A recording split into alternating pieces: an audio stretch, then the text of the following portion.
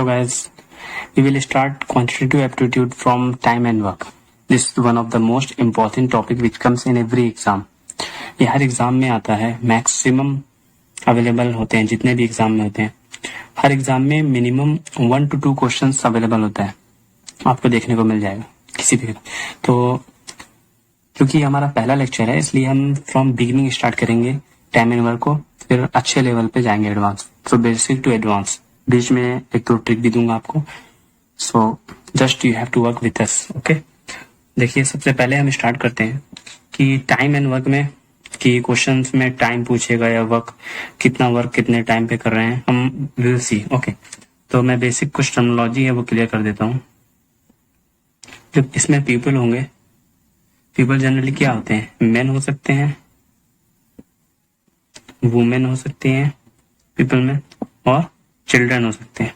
Okay, मैंने क्या बोला फिर से, पीपल कैटेगराइज होगा मेन, वुमेन और चिल्ड्रन. यानी जब होगा कि कोई काम इतने आदमी मिलके इतने आवर में करते हैं तो फिर ऐसे क्वेश्चंस आएंगे देखने में. किसी वुमेन को भी हो सकता है, चिल्ड्रन भी हो सकता है. ठीक है, अच्छा है. टाइम को टी से रिप्रेजेंट करेंगे हम, वर्क को डब्ल्यू से, एंड डे को डी से कैपिटल में, सब और को एच से, एंड एफिशिएंसी यानी अगर हम हिंदी मीडियम वालों के लिए बोले तो दक्षता. ठीक है, कौन आदमी कितना दक्ष है, यानी कौन पर्सन कितना एफिशिएंट है, तो ई से रिप्रेजेंट होगी एफिशिएंसी उसकी. ओके, ठीक है. अच्छा, पीपल इन सब का एक और टाइप हो सकता है स्किल और अनस्किल. ठीक है, skill person, skill man, unskilled man, skill women, unskilled women. तो ये ऐसे कैटेगराइज कर सकते हैं हम, क्वेश्चंस में ऐसा आएगा, इसलिए I am categorising for you people. Okay, अब हम बात करेंगे अगर इफिशियंसी की. किसकी बात कर रहे हैं हम, इफिशियंसी की. इफिशियंसी जो है 1/टाइम होती है. अच्छा, इसको हम समझ रहे हैं. टाइम क्या हो सकता है, तो आवर, डे, वीक, ईयर, कुछ भी. ठीक है, यानी कि अगर कोई आदमी किसी काम को कम टाइम में कर रहा है, कोई पर्सन यानी वुमेन हो, मेन हो, चिल्ड्रन हो, किसी काम को कम टाइम में कर रहा है. ठीक है, डिक्रीमेंट का साइन है, मतलब लेस की बता रहा है, कम टाइम में कर रहा है, तो वो उसकी इफिशियंसी कितनी होगी, ज्यादा होगी, क्योंकि ये इनवर्सली प्रोपोर्शनल है, विक्रमानुपाती. ओके, तो इसकी इफिशियंसी जो है उतनी ज्यादा होगी. इतना कॉमन सी चीज है, हम देखते हैं बिल्डिंग कंस्ट्रक्शन होता है, घर बनते हैं, तो अगर कम टाइम में हमारा यानी कि शाम तक का कॉन्ट्रैक्ट होता है, लेकिन वो दिन में ही काम करता है, मतलब कि वो बंदा जो है ज्यादा एफिशिएंट है, उसकी एफिशिएंसी ज्यादा. ठीक है, इतना क्लियर होगा अभी तक. ओके, अब हम देख रहे हैं यहाँ पे मोर मेन की बात करें, अगर हम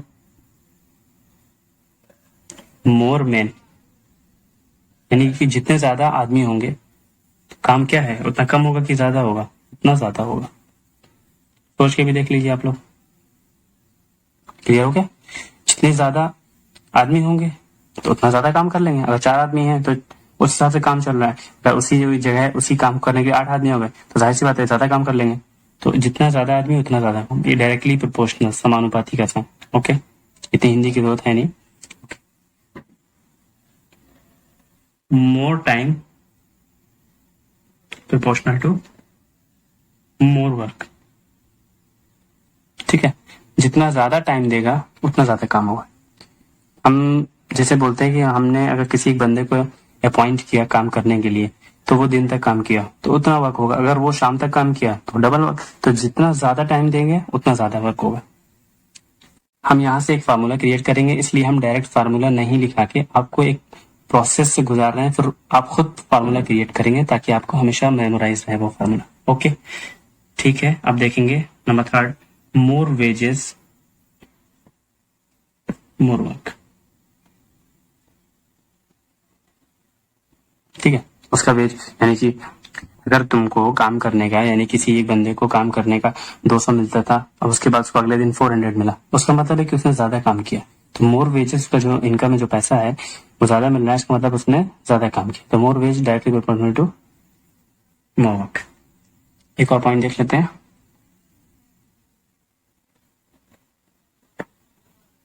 मोर इफिशियंसी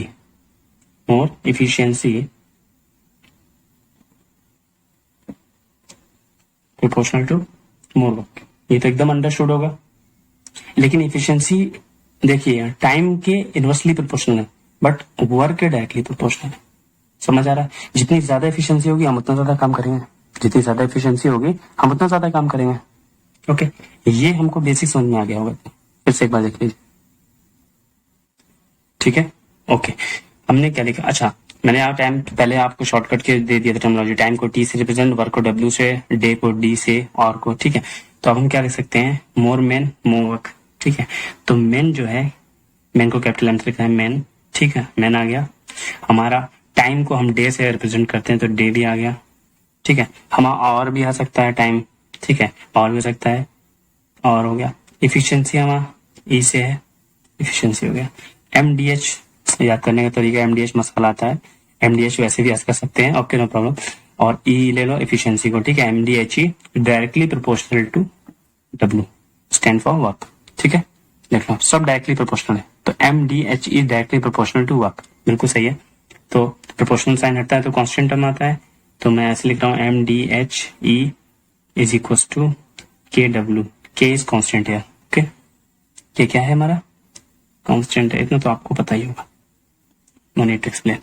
तो क्या लिखेंगे अब इसको जनरलाइज करना हो तो M D H E by W, इस पूरे की वैल्यू क्या होगी? कांस्टेंट होगी, ठीक है।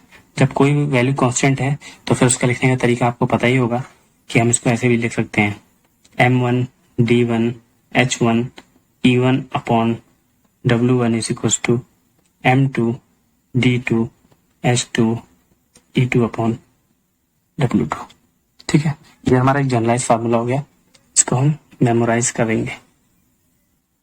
मेमोराइज करने की जरूरत नहीं है, बट हो जाएगा वो, क्योंकि मैंने एक प्रोसेस बता दिया है, इसलिए आपको कभी भूलेगा नहीं। जितने ज्यादा आदमी उतना ज्यादा काम, जितना ज्यादा टाइम दोगे उतना ज्यादा काम करोगे, जितना आपको ज्यादा पैसा मिल रहा है जाहिर सी बात है आप उतना ज्यादा काम कर रहे होगे, जितनी ज्यादा एफिशिएंसी आप उतना ज्यादा काम करोगे।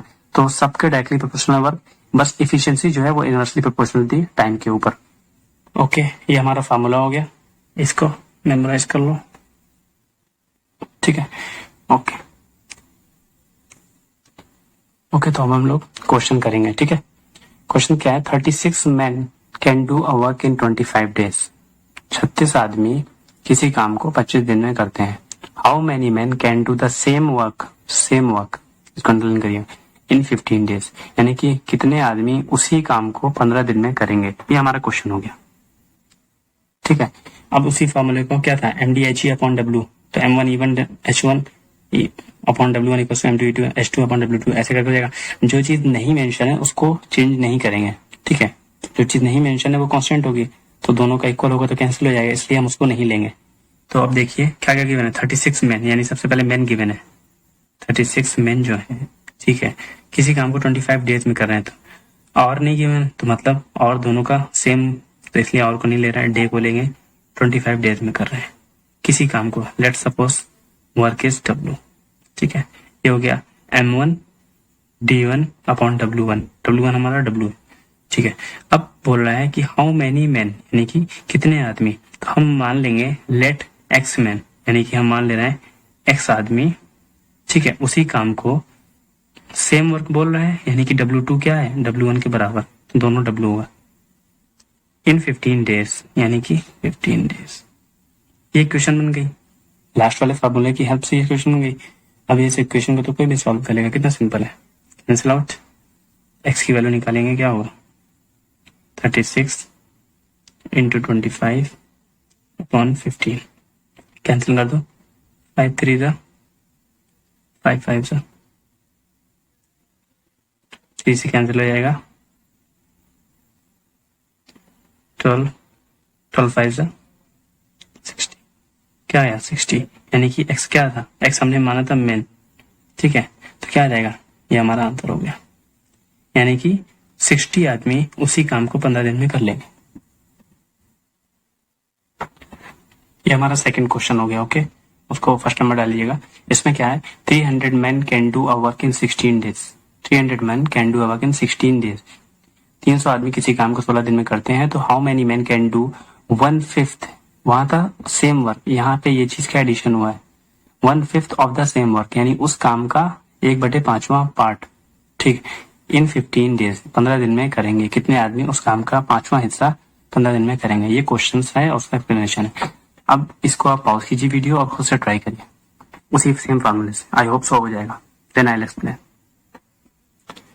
आई होप हो गया होगा। चलिए देखिए अब यहाँ पे क्या है, 300 men can do a work in 16 days। Okay MD. और क्या गिवन है, वर्क को डब्ल्यू मान लो, चेन रूल है वो हमारा जो फार्मूला था उसको चेन रूल बोलते हैं। इक्वल्स टू क्या है, कितने मेन हमें नहीं पता, तो let suppose x main 15 days में करेंगे। ठीक है, सेम वर्क है, नहीं सेम नहीं है, 1/5 ऑफ द सेम वर्क है, यानी कि W/5, 1/5 इंटू डब्ल्यू यानी W/5। ठीक है, ये चीज समझ में आ जाना चाहिए, कोई दिक्कत नहीं है, कुछ भी नया नहीं है। अब सिंपल है, कैंसिलेशन है और कुछ है नहीं। ठीक है, तो एक्स की वैल्यू क्या होगी, 316 डिवाइड बाई 15 इंटू 5। ठीक है, 20 आ गया, 5 से 20 को 4 आ जाएगा, 4 इंटू 16, आंसर इज 64। एक्स हमारे क्या है, मैन ना, तो 64 मैन उस काम के 1/5 पार्ट को 15 दिन में कर देंगे। ये हमारा फर्स्ट लेक्चर है, इसमें हमने कवर किया एक चेन रूल फार्मूले को ड्राइव किया, उससे रिलेटेड 2 क्वेश्चन किए। आप कोई भी क्वेश्चन आप उससे कर सकते हैं, खुद से प्रैक्टिस कीजिएगा। If you have any doubt तो आप कमेंट सेक्शन में ड्रॉप कर सकते हैं अपना doubt. Okay, if you like this video then you can share. Okay bye.